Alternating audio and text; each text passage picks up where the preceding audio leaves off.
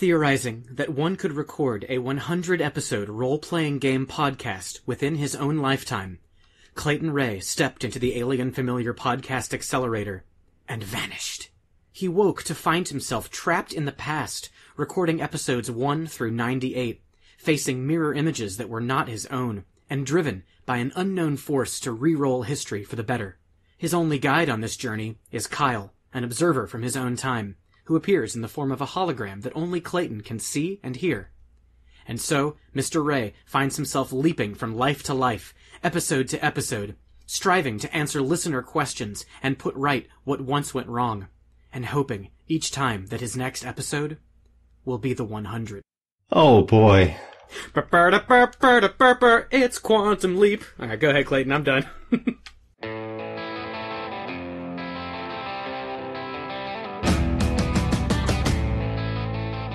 Hello and welcome to this episode of the Alien Familiar RPG Podcast. I'm Clayton. I'm the enigmatic observer, hologram, and your boy, Kyle. Before we get started, you can find show notes and more at alienfamiliar.com. You can email us at alienfamiliarmedia@gmail.com. We are on Facebook at facebook.com/alienfamiliarmedia. We are on Facebook at facebook.com/alienfamiliar. If you would like to help us out with hosting costs, you can do so at patreon.com/alienfamiliarmedia, where any help you would be able to give us would be greatly appreciated. And thank you for joining us today as we talk about Quantum Leap and how to make that into a role-playing game. And I really want to thank Kyle for very quickly drafting up that intro. Man, I loved Quantum Leap when I was a kid. That intro would come on, and that sultry, 80s saxophone-sounding jam would play, and I was hooked. Yeah, that's one of the few dramas that I remember watching as a kid, was Quantum Leap. It's got, everything. I guess in case you, dear listener, I'm looking at you, aren't familiar with Quantum Leap, gosh, where have you been? Clearly not around from 1989 to 1994? 3? Something like that. It's a show with Scott Bakula, a.k.a. Hercules, right? No, that was Kevin Sorbo. Oh, man, well, I just lost all credibility. You're thinking of Captain Archer. Yes, there we go.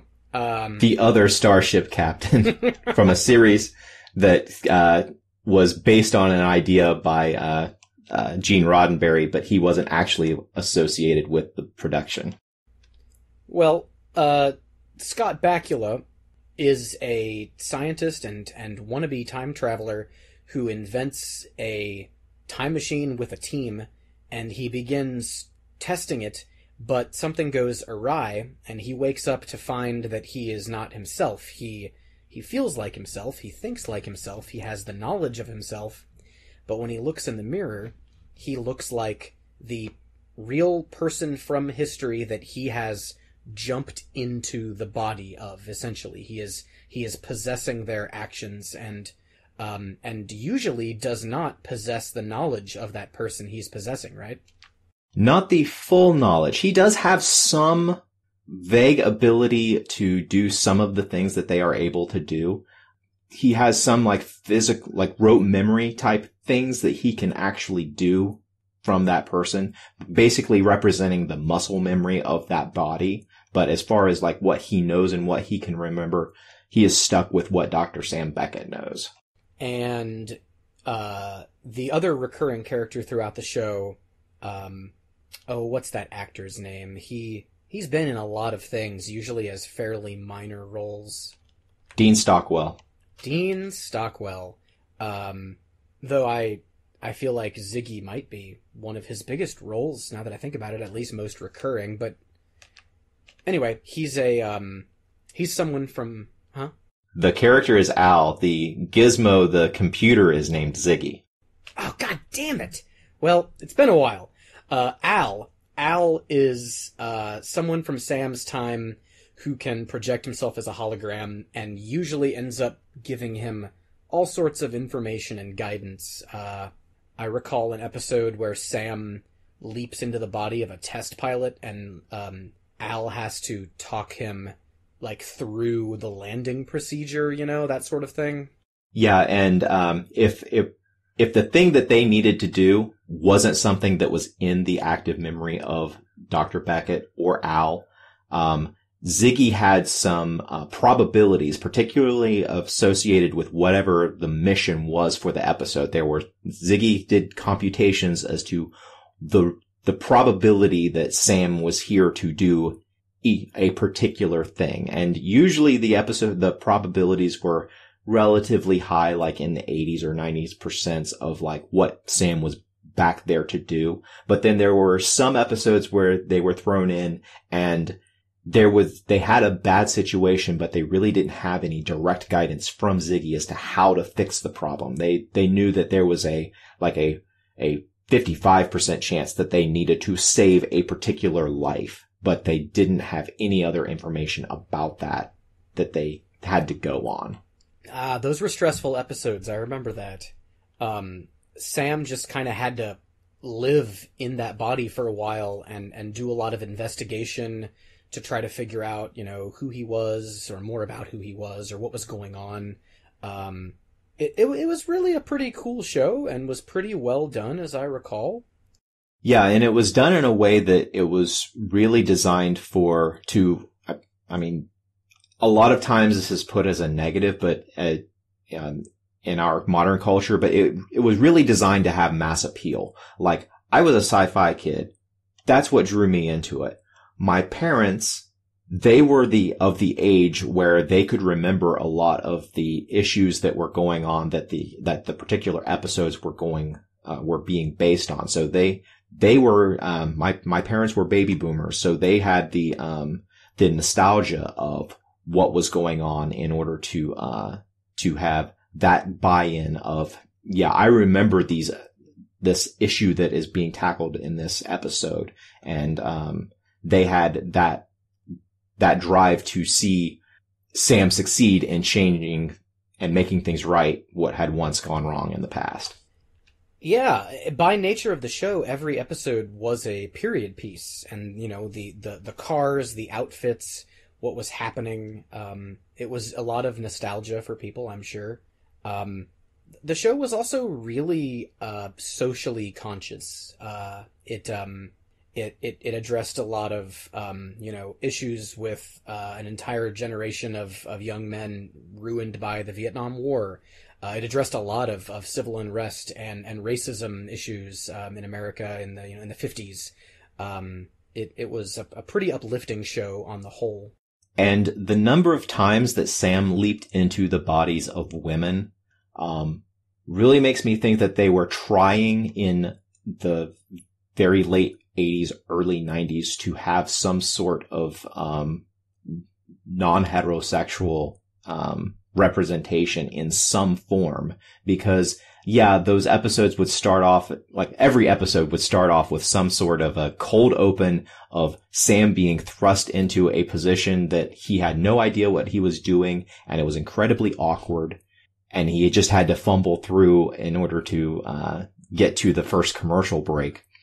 And after that, I feel like most of the episodes really did try to put forth this idea of what it was like for this person whose body he was inhabiting in that time period, and try to give a face or give a white middle-aged man's interpretation or understanding of what was going on whenever he would, for instance, leap into the body of a black person in the 1960s who was preparing to do a march in protest or demonstration. So it was trying to put these social issues into a digestible format that white people could see and hopefully empathize with. Yeah, by Sam being thrown into that role, you, the viewer, are thrown into the idea, because that's the beauty of sci-fi, and we've talked about this before, or at least I know I've harped about it before. Sci-fi puts a safe lens on real issues that affect our real world, And for these viewers to actually think, that this white middle-aged man home from work watching Quantum Leap, to really sit down and think, what was it like to be a black person being forced to the back of the bus? What was that really like? I think that was good for the world. And there were some wacky times, like when Sam would jump into the body of a woman and he wouldn't know how to put on makeup. And there were certainly, as I recall, some jokes around that, but it was always resolved in a serious way. Sam, he has to learn to put on makeup, and to see a male actor cross-dressing, putting on makeup in mass media network television was kind of wild. Yeah, and where Quantum Leap was a drama, it wasn't like it was played for laughs in the opening, but after that it was all about him coming to an understanding of what it was like. Unlike some other TV shows which were on the air before then, in which men dressed as women was always a joke. It was almost some like a sitcom gag or something like that. Yeah, Quantum Leap, I would not lump it in with the sitcoms. It doesn't have quite that atmosphere, even though each episode was pretty self-contained, and things would, in a way, go back to the status quo like a sitcom. It was also very different because Sam's changes change history. Sam's actions change history. And furthermore, Sam, and this is an interesting thing that would need to be in a game, I believe, Sam could not control his next leap. He would complete his mission, whether it was something Ziggy figured out or something that Sam and Al sussed out through investigation and luck. He would complete that mission and he would jump, but he would jump into a new person, a random person at a random point in history. So that's kind of the high level concept of what type of campaign we're talking about here in trying to translate this series into something that a group of people could play in a role-playing game. And the nature of the show itself was there was one person who was back in time, and then he basically had a phone a friend of somebody who was from his own time feeding him some information. I see one of the first things that's going to be a major issue with translating this into a role-playing game is the fact that a role-playing game is played with a group of people, not one, not two people, but usually 3 or 4 or possibly even more. What do you think would be, like, how would you tackle trying to translate this into something that a group of people could play? It's funny you mentioned that right off the bat. I was just thinking that if for some reason you and one other person, 2 people, including the game master, wanted to do a role-playing game, it's not something I'd want to do, but if that's what you're into, this would make a pretty cool setting for that. But that said, I would do a team. I would have the Leapers be a team of people who, through, happenstance and sci-fi wizardry, they happen to leap together always, but the 4 of them don't necessarily wind up in the same, household as a family. Maybe they'd have to be in the same geographic area, but one of their first tasks would probably be to find each other. And it would be up to the game master whether, and it would probably be easiest this way, the team, say 4 people, they would recognize each other, but all the world around them would see them as the bodies they are inhabiting. And so, your team would leap into a time period, and those 4 people would have to find each other right off the bat so they could start helping each other first thing. So right off the bat, we're breaking one of the things that was central about Quantum Leap is that Sam was basically alone in doing this. And with him being like literally the only other person on the show who was a recurring character pretty much every episode was Al. So one of the things that a lot of that I think would actually translate pretty well into role-playing games is where in essence this is a game where every single session or every single adventure takes place in an entirely different location. You've just got your main core characters, and there's not going to be hardly any NPCs that carry over. So every NPC will be somebody who is brand new to the player. So the characters are meeting new NPCs constantly. Kyle, I don't know about you, but the vast majority of my games as a player, and sadly as a game master as well, have kind of followed that format where you're on this globe-trotting adventure, and the only people that you see day in and day out, time after time, are the members of your own party, and everybody else is just kind of going by, like window dressing in a train, like being passed by a train. Of you see it for a little while and then it's gone and you don't think about it ever again. Yeah, I have some friends, and there have been some guests on the show here who really showcase NPC interaction, and they love games where as they roam around the world, they collect NPCs like Pokemon. And, well, this is another topic. I would love to do that and play with a group that wanted to do that, but it just ends up never happening. It ends up being just this never-ending buffet of minor to middlingly important characters that are around for an arc or less, and then the party moves on, which would be great for a Quantum Leap game. And that was something, Sam was very lonely throughout this whole experience. He was fulfilled in many ways, but he always hoped that his next leap would be the leap home. I had a thought just now. This would be an incredibly time-intensive campaign for the GM. Incredibly. In what way? Well, not only are you having to control the leaps, which wouldn't be more than standard amount of work, I think, and you could draw from real history, which would be pretty convenient. But you are essentially creating 4 characters that will become, for that arc, for that episode, if you will, every bit as important as an NPC can possibly be, because the 4 players have to find out who they're inhabiting, how those 4 people know each other or don't, and figure out how those 4 people can correct some injustice in the world. It would be, I think, a lot of fun to write this game, but I just think it would be incredible. You couldn't wing it. This is not a game you could just kind of wing. This is a planning-intensive game.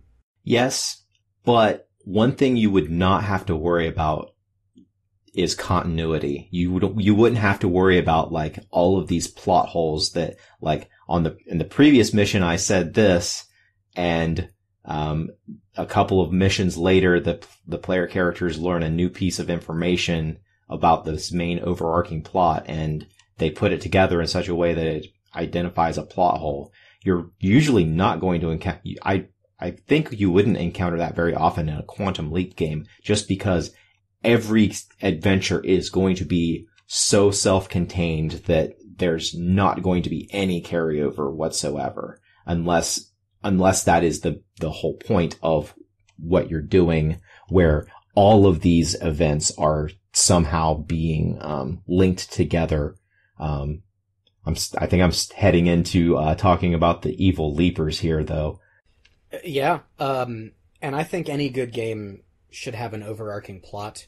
They don't all need it, but I like an overarching plot, and I guess Quantum Leap, the way I would run it, it would require a lot of planning that I typically do not excel at. I excel at long-form, macro-scale kind of world design and, the big picture, the long-form plot, and I tend to wing the smaller details from game to game, but it would be the exact opposite for a Quantum Leap game, I think. Well, in a Quantum Leap game, I feel like you would have the benefit of using real history, so you would be able to, if not insert real people who existed, put in amalgamations of real people who existed and had an impact in whatever event the player characters are striving to change. Like, for instance, we could play a game where the time period in which the player characters are all from and traveling back from would be like 2020, and they're traveling back in the past, say, 30 years of history. A few minutes looking around, going down Wikipedia rabbit holes will get you a wealth of information about different interesting events that have happened in the past 30 years that you could string together and make an entire campaign out of. And the entire rest of your prep could be coming up with populating that with the different NPCs or different characters who the PCs are leaping into. I do agree that it would be very intensive for the GM to create a steady roster of NPCs who the player characters can take over for. But I also feel like you don't necessarily have to put as much work into these characters as you would, say, a big or some major NPC in a campaign that's designed to have this big overarching plot. I feel like it's just a different shift of where to put all of your effort. That's true. You would want your players to really bring these characters to life. You'd be kind of creating a shell, and then your player would be given a dossier or find out who they are through talking and interaction, or through their hologram observer, which we haven't talked about yet, how to do that. But yeah, they would really bring the characters to life. And so in fact, I think you'd be making a mistake by forcing your players to act a certain way. But they would need to know a decent amount about that person's life that they're inhabiting. So, do we want to kind of go into kind of how you would actually go about making characters for a setting like this? Because I don't think that using canon characters from the TV show is going to be all that useful, because there were so few characters in the show. You could have Sam Beckett as somebody who you eventually meet.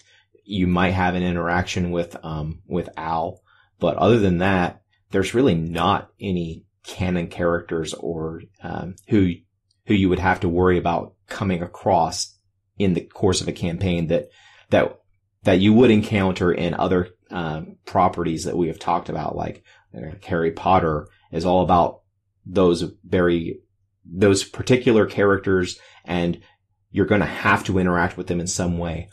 I see a Quantum Leap game as being something where you could say it's Quantum Leap and you can have all the trappings of Quantum Leap, but you never have to talk about the actual characters that are from the TV show or address some of the plots that happened within the TV show. I completely agree. The only instance where I would address show plots and deal with, Sam Beckett and Al would be if it was like Quantum Leap superfans you were building a game for, and maybe they would want to interact and come across those characters and plot lines. Or, well, we've touched on evil leapers. I guess you could have a group of players who are there to sabotage Sam, and you could systematically go through the show's episodes and ruin all of them. Yeah, I think that would be fun to because it's the prerogative of player characters to completely screw over the DM's plans. And what better way to design a campaign is to build that in where you tell the player characters you give them probabilities of what Sam is there to do, and then you allow them to be the antagonists and try to foil him in some way. That kind of putting the idea on its head, where your antagonist is the hero from the series. That's a really interesting idea. It's kind of a meta commentary on DM player interactions, perhaps. But yeah, I do like that. The evil leapers we've touched on a couple of times. It's exactly what it sounds like. There was some shadowy organization who had acquired quantum leap time travel technology, and they were going around trying to put wrong what once went right, essentially, and Sam Beckett would encounter them now and again. Only in the last like 2 seasons, I want to say, were they even there. Probably partially because the writers of the show were needing to have like something that was a reoccurring antagonist or foil for Sam, because it would get pretty samey where every time you are just you're facing down normal people and just trying to convince them or to do the right thing or to change history for the better. If you don't have this outside force that is pushing things to be wrong, to be a something that your characters can point their finger at and say, that's who we are opposing. It's having a vague concept of things that have gone wrong as your antagonist, or just having like racism or homophobia or whatever social issue you are tackling, having that nebulous thing be the enemy. I feel like players, well, it's hard to oppose a faceless enemy. In fiction, we want to be able to have a name and a face that we can attribute to being the bad guy. That's why in conspiracies, like the other, they, them, they may be vague, but in people's minds, they are a very real thing that is tangible, that they are opposing. Do you feel like that is something that would be needed in a long-form Quantum Leap campaign then? Personally, yeah. I think you would have to have something that is something more than just a vague idea as what you are working against. So I guess this does, we've talked about having players who are good leapers and players who are evil leapers, and having NPC or GM-controlled forces that are the opposite. Well, maybe before we go down that hole, actually, what other pieces are needed to make a Quantum Leap game feel like Quantum Leap and work? Well, I think, one of the essential elements that I remember watching this as a kid was the social consciousness of whatever was going on. And I don't know if that would be conducive for some groups, like groups that are groups of friends who share similar ideologies. I think this would work very well. But I can't see that this idea working for a group of people who are just kind of a pickup group. I see this as being a potential minefield, as if you discover that maybe one person is in your group is ultra liberal and and another person is ultra conservative, you're going to have very vocal out of character arguments about what is right in this situation. Yeah, that's just not fun to have around the table in any sense. I guess if you're playing this game and it comes out that one of your players is a big old racist fuckwad, well, just beat the crap out of him. But, no, I mean, political ideology and views on history, even people who are both good people at heart, this is a divisive series of topics. And a pickup group at a convention is probably not the best place for something like this. Not if you're trying to have a successful game anyway. If your goal is to go out there and, educate people on social issues, I guess go for it, So would this type of game just by its very nature be awfully preachy?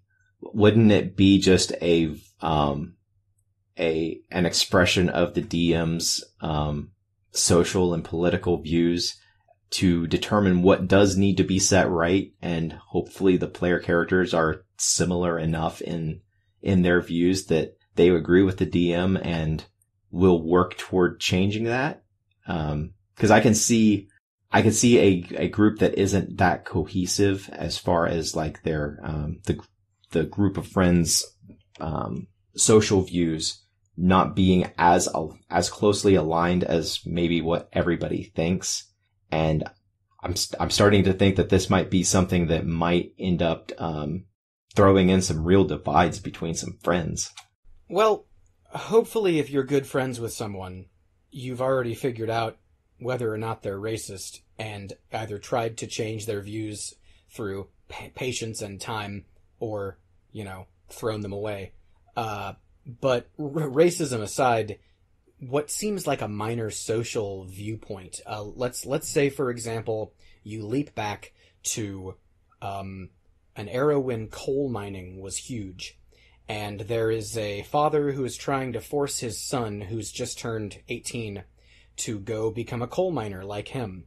They need to support their family. It's a rough time. The mines are hiring. The son wants to run away and go to college. And maybe become a designer of like rockets and spaceships and stuff like that.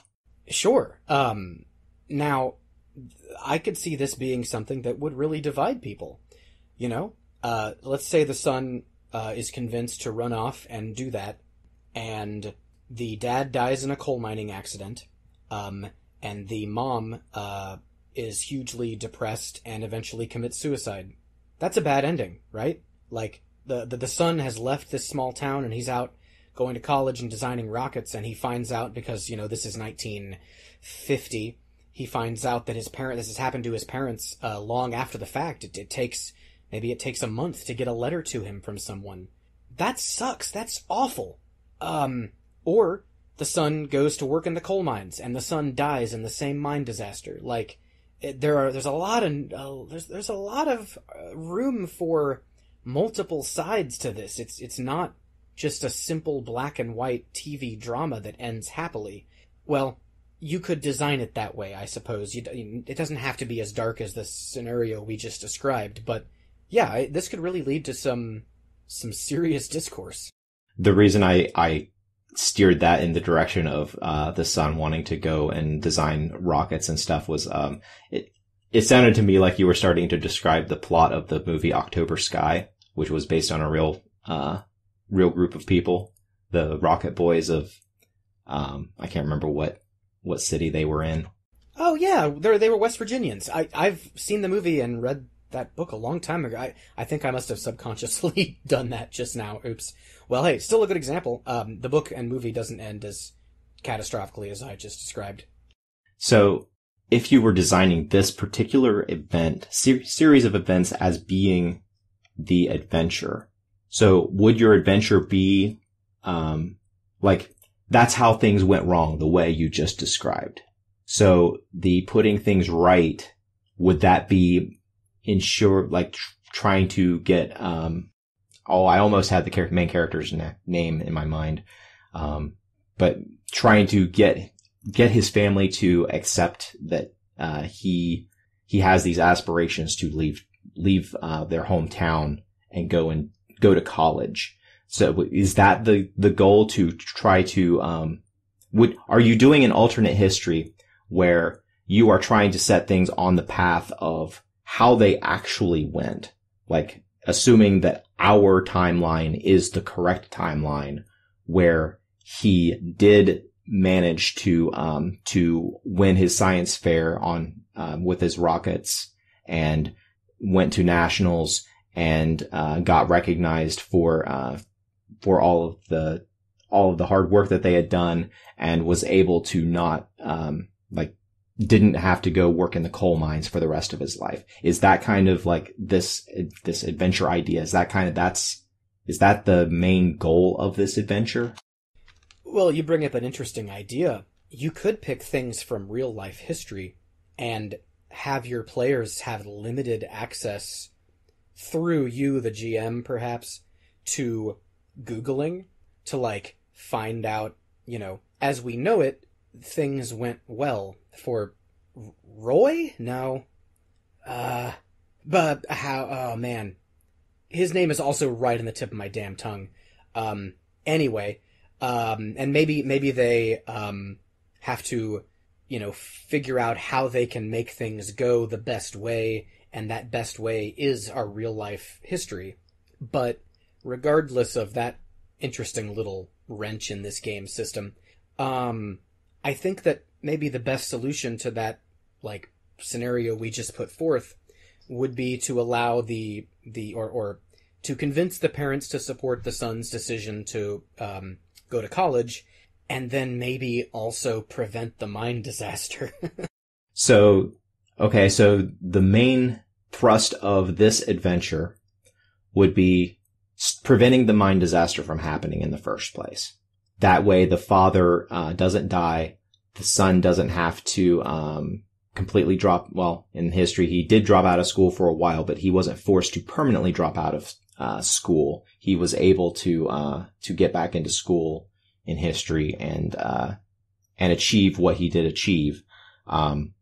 So how would we design this as an adventure? Because accidents happen. How do you prevent an accident like that from happening? Do you just prevent the father from being in the accident? Because then you've got to deal with, well, that would just cause other people to still have been in that accident and become casualties. I'm having a hard time thinking of this in a way that it doesn't have a very dark turn in it that I wouldn't want this type of campaign to have just a series of Pyrrhic victories where you were able to change some minor thing that improved a few people's lives. Since you're playing as groups of characters, I feel like the stakes need to be a little bit higher than just improving a single life. You're trying to improve multiple lives, and through more than just the butterfly effect of this one person survives and then they were able to go off and do good things, which caused more good things to happen to other people.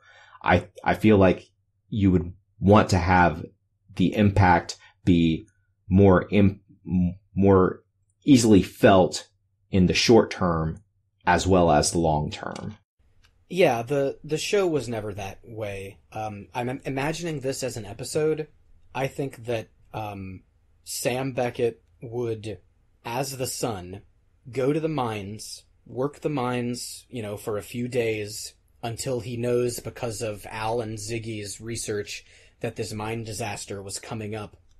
And then Sam would probably do something, probably something kind of nefarious, like he might pull an alarm or purposefully sabotage a piece of equipment, do something to get all of those miners out of the mine right before the collapse happens due to a structural weakness or due to something else that, whatever happened, a well gets burst into, like a natural well, and water floods it or something. And then, as all the miners are sitting around, realizing that they just about died, the dad realizes, okay, this is no life for my son. I think that would probably be how the show would do it. But how do we make that into a group effort? Yeah, good question. In the series, we've got two characters. I kind of see this type of game being most similar to a heist style game where each person in the group has a particular set of skills, and the situations are such that each person will need to have a particular role in whatever plan is going on in order to fix history, in order to set things right.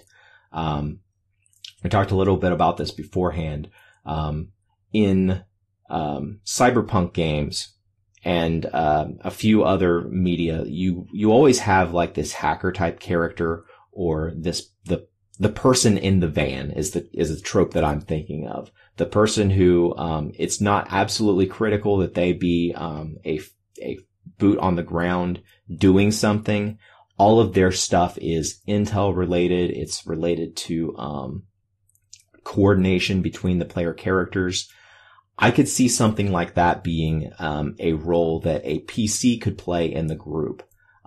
Maybe that PC might be the equivalent of Al, where they are, by some sci-fi shenanigans, they are able to project themselves back into the past and give the player characters some information and work with the player characters in a way that doesn't have a tangible effect or a physical effect in the environment, but he is guiding them, feeding them information that he is learning in real time as his computer that is tethered to the future updates the timeline. So and that character can give advice and kind of tell the player characters of I see this being as a very support type character.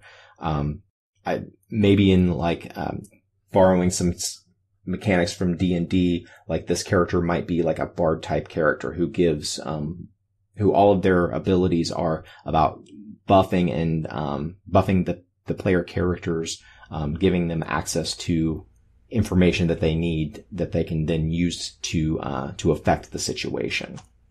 I think if a player is down to do that and have that be their role, that would be awesome. Yeah. So heist games have a couple of other roles that are typically taken on. There's usually either the heavy or the hitter. That's the tough guy in the group who their thing is that they're big and they're intimidating. B.A. Baracus of the A-Team. That's who I think of when I think of this type of character. Besides him, you've also got, well, let's just go through the A-Team because that's the quintessential. You've got the heavy, you've got the face, you've got the planner, you've got the wild card. Are there any other roles that typically in a group game like this would be an essential role? I think this would be an interesting opportunity to have players with skills or with certain trained abilities jump into roles that are usually similar. Let's say you have a leaper who was a soldier and is very, has a lot of martial prowess. They might frequently jump into roles that have those needs, or a job needs done that fits those needs. But it would also be really, really interesting to find a way to have players always have their role changing. As for the actual roles themselves, there's a lot of examples of I think heist movies are great, and ensemble, like action hero teams are great. If you want to have a game that's more social interaction focused, you might have someone who is a therapist type character. You might have someone who is adept at kind of putting on there's a term in heist movies I can't remember. Someone who's adept at putting on a face and kind of getting in the good graces of a group in order to learn about them from the inside. You know what I mean? I think that is called the face. Yeah, well, there we go. Give me just a second. I'm going to go look up these different roles that appear in the role-playing game based on the TV show Leverage. Okay, I'm back. So I just ran off and grabbed my my book of the Leverage role-playing game. Leverage is a heist game, but I think that some of the archetypes for the crew in this game would be applicable in this type of game. The archetypes are the grifter, the hacker, the hitter, the mastermind, and the thief. The grifter is the social one. The hacker is the hacker one, the one who breaks into security systems and stuff like that. The hitter is the muscle. The mastermind is the one who thinks of everything, or makes the plans and stuff. and then the thief would be the people with the skills to like pick locks, defeat security, second story man, get into places that are difficult to get into. So I think that using the heist team mentality for a Quantum Leap type game is probably, I would say, is the way I would go with designing an adventure and designing it in a way that everybody will have something that they can do. Yeah, I totally agree. How does that system handle mastermind? To me, it seems a bit presumptuous to have one of your players always being the planner. Give me just a second. It's been a few years since I've read this book. Okay, so in this system, and this is the Cortex Plus system that Leverage is in, the mastermind is the support character for the group. This is the one who gives bonuses to other people, and sometimes can you it is this person who activates certain plot points that happen in the game. So the mastermind can like cause the characters to focus on a particular thing, basically giving bonuses to accomplish a task. They can share the plot in the game, in the Leverage game. Plot points are a resource, kind of like bennies in Savage Worlds, or like inspiration in D&D. They can move the plot points around from one person to another in order to give them the ability to change the narrative in some way. So that's kind of how the mastermind works in Leverage. So they're more like a support character, kind of. Like a buffer, debuffer. Yeah, very much so. Okay, interesting. In a Quantum Leap game, would you have the same players always leap into roles that require their chosen character build? Or would you have them mix it up and make their stats perhaps more dependent on or affected by the person they are inhabiting? I don't know. I think that maybe a couple of adventures, it might be fun to have a body that is not built for the skill set that you have. But I think that would get very old very quickly if you're constantly being told you have all of these abilities, but you really can't use them. I personally would hate to be in that situation as a player, and I would try not to have, a player in one of my games face that particularly more than once. Just once would be interesting, but I would try to maybe have it so that the characters, in some way, like all of the characters, all of their abilities are mental in some way.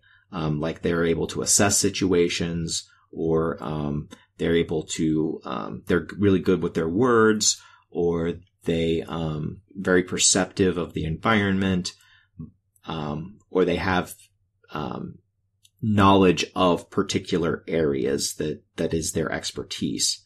And to represent the fact that they're going into different bodies, I might have each particular time you leap, I might give them a new physical ability that they now have. That makes sense. I like that. It'd be kind of fun, especially if you were doing multiple session arcs with, one leap is multiple sessions. It'd be kind of fun to have some of those abilities. They get one when they jump into the body, and maybe as they discover certain things through their observer hologram or through talking, whatever, as they figure out more about themselves, maybe there are a couple more abilities they can unlock for the final climactic events of the arc. Yeah, and have some way that, have some mechanical way that the experiences of having been through all of these other lives, seen all of these, been all of these different people, like as the campaign progresses, they have access, like you would have access to all the memories of all the things that you've done. So find some way of representing that in a broadening of each player's skill set, so that maybe maybe each time you leap into a new body, you have a physical thing that you can do, but there's some mental aspect well, this would be just representing the leveling up of the character. You would have to structure it so that as you gained abilities, those new abilities are things that are transferable from basically from one body to the next. I think that fits really well with how players and how characters level up in RPGs anyway, though. I like that. I'm honestly liking the idea of doing a Quantum Leap game the more we talk about it.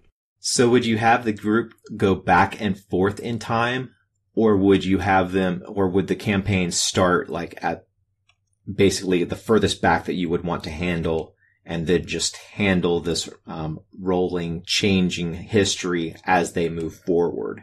Because I could see doing a campaign with a campaign-long arc where your characters go back to like 1980.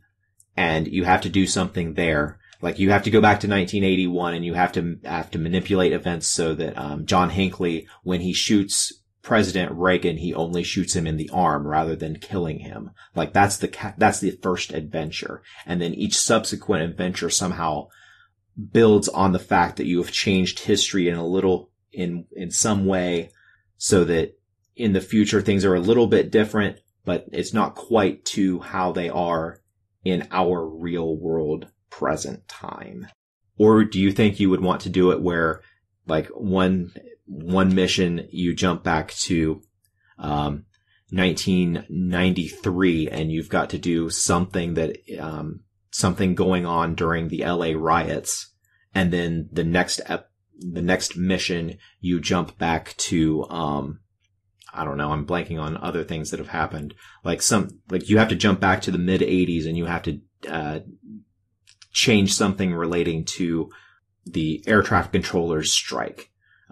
Would you want to have it go back and forth in time like that? Or would you want the story to remain linear where the player characters are progressing through time, and as they are changing things, they're beginning to see the changes that they have already wrought? Man, I don't know. I see merit in both. It's a cop-out answer, but I might have to ask my players in, like, subtle ways what they might prefer. Maybe. It would be pretty interesting to do a game where you go back to, 1903 first, and then gradually you move forward into 1938, and you prevent, actually I'm not sure what year it was, 37, 38, whatever, when Hitler finally, kind of comes to power. There's that, like, beer hall pushed or something like that. I don't know. Yeah, like, so that could be the whole theme of this entire game is kill Hitler. But I also see, I think I personally would have a lot more fun doing random jumps around time that eventually start to build a kind of clear idea. Like, maybe you're doing workers' unrest as a theme, and you could do the Pinkertons busting coal mining strikes. You could do the air traffic control stuff. You could do, what was it? The garbage, sanitation workers strike in New York City in the 70s. Like, maybe that's the theme there for a while. I don't know. I think I'd rather jump around time, personally. So, in your idea, you would not be following the rule set in Quantum Leap that you can only leap within your own lifetime. I forgot that was even a thing. Huh. Oh, I don't know. There's so much more interesting things. And Clayton, we're getting old, buddy. Like, our players were all born in, like, 96 and later, and I don't know. So is that how, like, that's the nostalgia factor there. So would you have it so that if you were playing with a group of people who maybe they're only 20 years old, would you limit it to how old the player is, and everything that you are changing has been something that has impacted, that has happened within their life, like within the player's life? So everything, like, if they're 20 years old now, everything that has happened since 2000 is the furthest back that you go in time. Because I feel like you would need to have the player buy-in of the nostalgia factor, because I think that's a main point of Quantum Leap, was the nostalgia of it. I think I would stick to just within the lifetime of the players. We have enough friends in real life who are big fans of history, students of history. I think you could make a really fun game where you could go back pretty far, farther than your players and your own lifetime. But I do agree that for most players, sticking with that rule from the show that I totally forgot about, would have a lot of nostalgia factor, which is a big factor in the show. It would also, I think, cause you to look at simpler events with less immediate historical reach. You know, I immediately went to Hitler, like everyone does when talking about history, goddammit.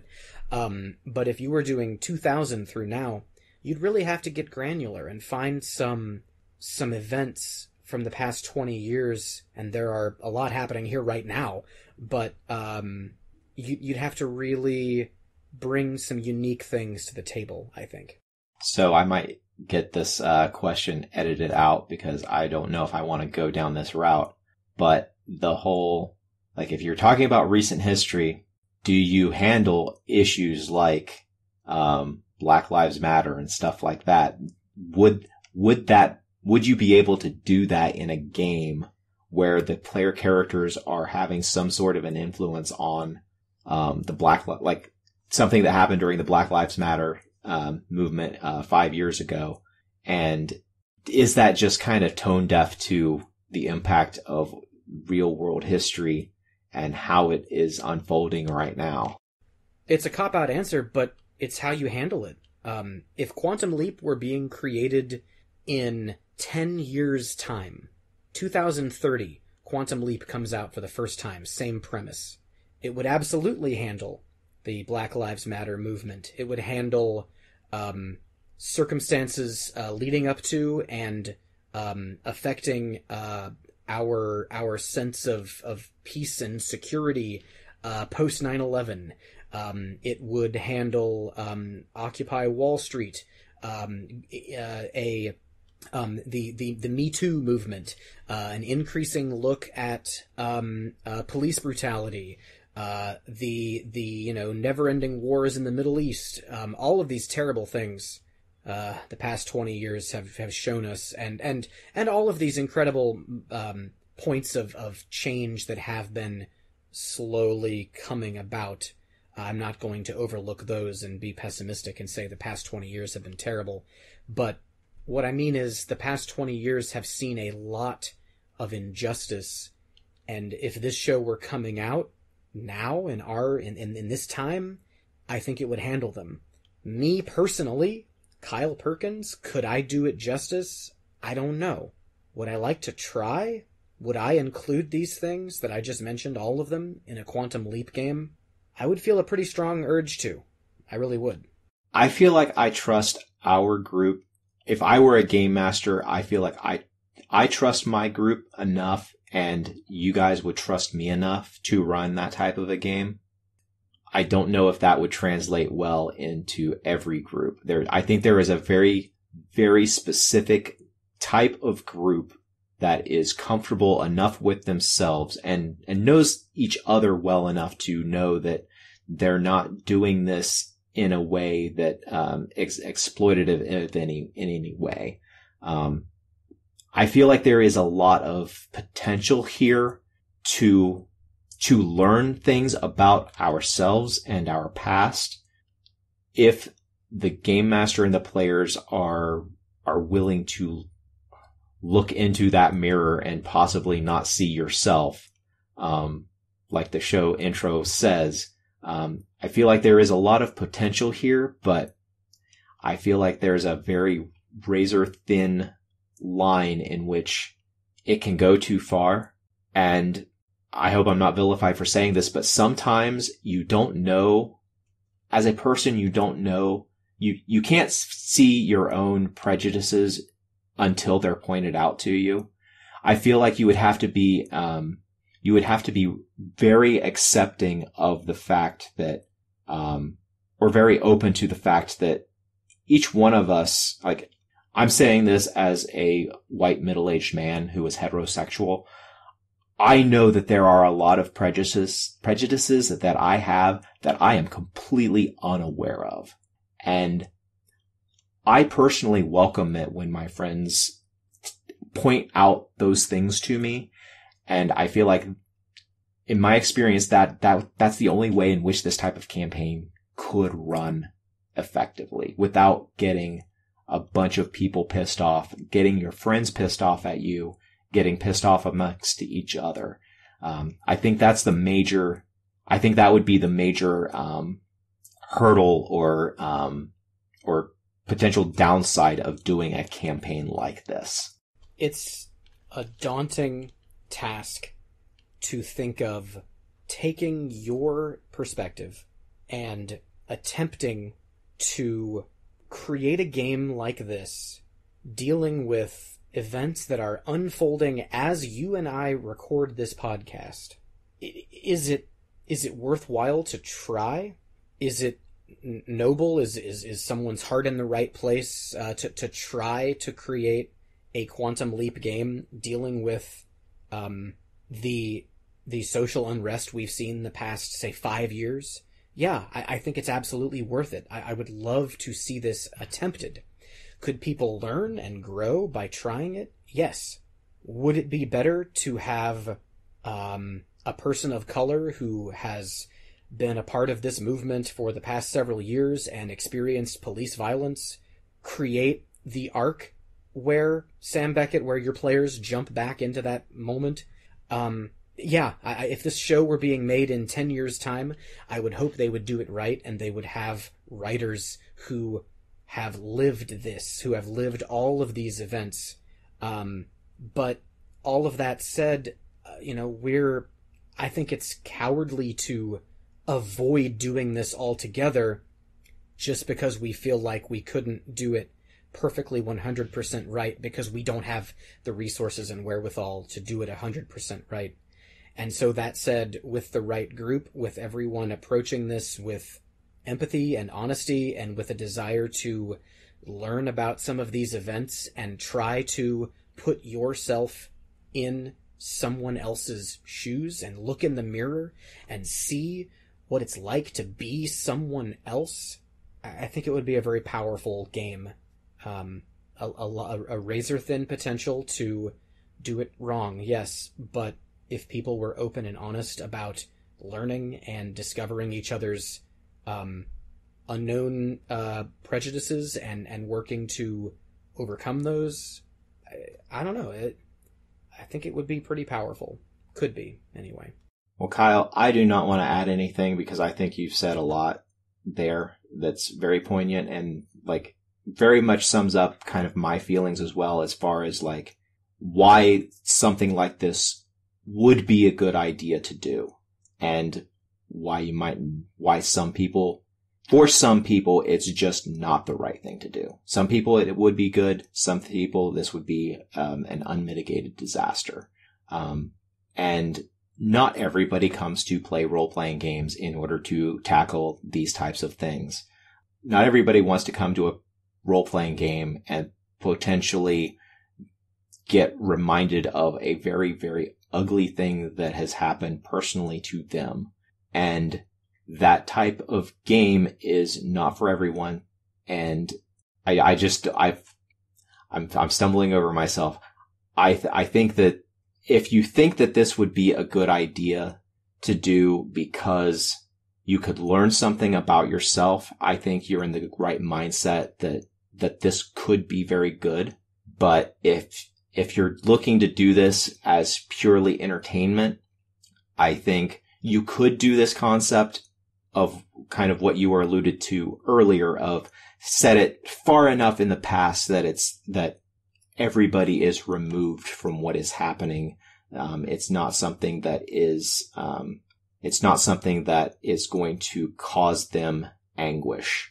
Because I feel like there is the potential that, yeah, you could potentially cause a player or a DM anguish for the types of stories that you could tell in this type of game. And that requires the respect and the trust of everybody at the table in order to accomplish. Yeah, well said. I think throughout the recording of this episode, I realized just how heavy a Quantum Leap game could get. And I think, interestingly enough, we've rediscovered the power of that show through recording this. Whereas initially I just had fun, nostalgic memories of being a kid watching Quantum Leap. Now I'm realizing in 1989, when this show came out, I was 1 year old. Were Quantum Leap to come out in 10 years when I'm 41 years old and I'm watching Sam Beckett go through events that I've experienced with a more adult mind, it's heavy. It's heavy, Doc. I think you could do this and you could have other things happen. You could have your players be time-jumping detectives solving and stopping serial murder cases before they happen. And that would be a Quantum Leap game without touching on some of these heavy topics. Not that serial murder isn't a heavy topic, but some of these wide-reaching, these far-reaching social change topics. It could be done, but, well, we've said a lot about what to look for and what to think about if you decide to approach a Quantum Leap game. So I think I'm comfortable with moving on to toward the end of the episode and moving on to geek things. Man, I was gonna suggest skipping the geek things even. I don't know. There's a lot going on, and I don't have I don't know. Maybe people would like to hear some interesting things to share that aren't current events. What do you think? Yeah, kind of. Like, I do have one geek thing that I want to recommend. It's something that I recently discovered, although it's been out for 10 years now, and it's a little bit apropos for this episode. It is a book series, and then it got made into a British TV children's series, Horrible Histories. This is available on Hulu and Amazon Prime. I've recently discovered this, and it's absolutely awesome. It's history in digestible, like little skits for children, but there's enough there that adults will get a lot of enjoyment out of it. I recommend everybody who is an adult watch this. Everybody who is an adult who is interested in history, watch this for the skits and some of the jokes. And for children who are maybe like 7 and up, I would say this would be a good thing for them to see if they have an interest in history, because this show doesn't, like, it goes over a lot more things than I would expect a children's show to go over, and I'll just leave it at that. Huh. Never heard of that. I'll throw out a recommendation to watch Space Force on Netflix. It's a workplace comedy in the style of The Office or Parks and Rec, but Steve Carell plays a general in charge of the newly formed Space Force, and the show is more serious than the other ones I just mentioned, than its kind of counterparts. It also looks a lot at kind of non-traditional families, at some social unrest and race politics. And that is to say, it is a comedy show about a sort of bumbling president who has formed a space force where the people are underfunded and underpaid and underappreciated. And so I do recommend it, and you'll get some laughs, but it's pretty topical, and it's pretty good so far. All right, Kyle, what do you say we stop this bullshit and start rolling some dice?